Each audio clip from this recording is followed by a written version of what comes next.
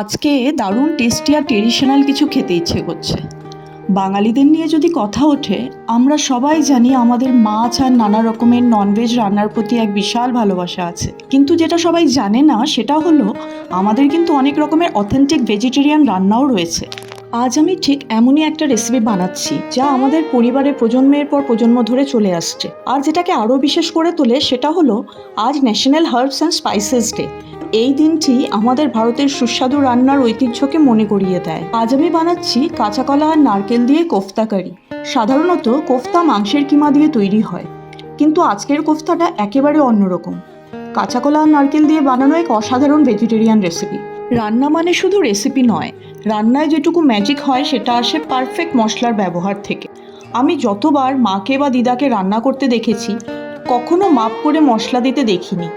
রং আর গন্ধ দেখেই ওরা বুঝে নিতেন কোন মশলা কতটুকু দিতে হবে। একটু কম বা বেশি হলেই স্বাদে পার্থক্য পড়ে যেত।